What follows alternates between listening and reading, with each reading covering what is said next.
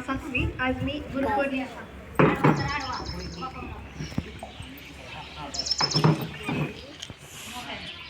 नमस्कार, माझे नाव सिया ज्ञानेश्वर कडे. इयत्ता सातवी. आज मी गुरुपौर्णिमेनिमित्त भाषण व गाणं घेतलेलं आहे, ते सादर करते. आई वडील सर्वप्रथम गुरु, तेथूनच माझे अस्तित्व झाले सुरू. आई वडील सर्वप्रथम गुरु, तेथूनच माझे अस्तित्व झाले सुरू. आदरणीय मुख्याध्यापक, माननीय शिक्षक वृंद, प्रिय विद्यार्थी आणि माझ्या बंधू भगिनींनो, सर्वांना माझा सप्रेम नमस्कार. आजचा दिवस आपल्याला भारतीय संस्कृतीतील अत्यंत पवित्र आहे आणि प्रेरणादायी दिवस आहे. हा दिवस म्हणजे गुरुपौर्णिमा. हा केवळ एक सण नाही, तर आपल्या जीवनाला योग्य दिशा देणारा प्रति कृतज्ञता व्यक्त करण्याचा दिवस आहे. या पवित्र प्रसंगी सर्व गुरुजनांना माझा मनपूर्वक प्रणाम. भारतीय संस्कृतीमध्ये गुरुचे स्थान अत्यंत श्रेष्ठ मानले गेले आहे. आपल्या संस्कृतीत असे म्हटले आहे, गुरुर् ब्रह्मा गुरुर्विष्णू गुरुर्देव महेश्वरा, गुरुर् साक्षात परब्रह्म तस्मै श्री गुरवे नमः. या श्लोकाचा अर्थ असा आहे की गुरु हे सृष्टीचे निर्माण करणारे, पालन करणारे आणि आज्ञाचा नाश करणारे आहेत. ते आपल्या जीवनात ज्ञानाचा प्रकाश पसरवतात. म्हणूनच गुरुचे स्थान देवापेक्षाही श्रेष्ठ मानले जाते. गुरुपौर्णिमा हा दिवस महर्षी वेदव्यास यांच्या जयंतीनिमित्त साजरा केला जातो. त्यांनी वेदांचे विभाजन केले, महाभारत हा महान ग्रंथ लिहिला आणि भारतीय ज्ञान परंपरेला अमूल्य योगदान दिले. म्हणून त्यांना अधिक गुरु म्हणून ओळखले जाते.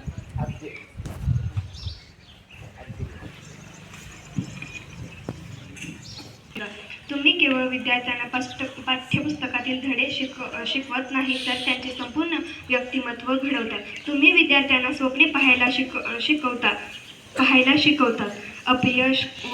अपयशावर मात करण्यासाठी हिंमत देतात आणि यशाकडे वाटचाल करण्यासाठी आत्मविश्वास निर्माण करतात. एका चांगल्या शिक्षकामुळे सामान्य विद्यार्थीही असामान्य यश मिळवू शकतो.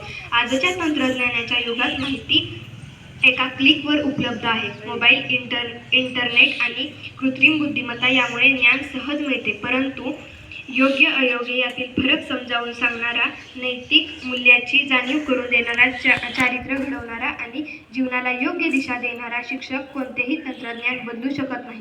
शिक्षकाचे स्थान सदैव सर्वोच्च राहील. शिक्षक म्हणजे समाजाचा शिल्पकार. डॉक्टर, अभियंता, शास्त्रज्ञ, सैनिक, न्यायाधीश, कलाकार किंवा प्रशासकीय अधिकारी या सर्वांच्या यशामागे एखाद्या शिक्षकाचे मोलाचे मार्गदर्शन असते.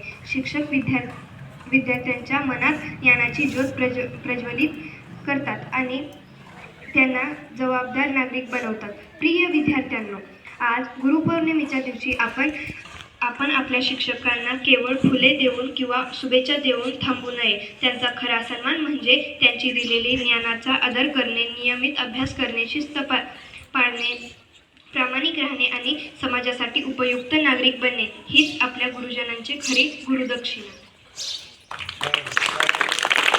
गुरुदक्षिणा असेल. आपल्या इतिहासात अनेक आदर्श गुरु शिष्यांच्या कथा आहेत.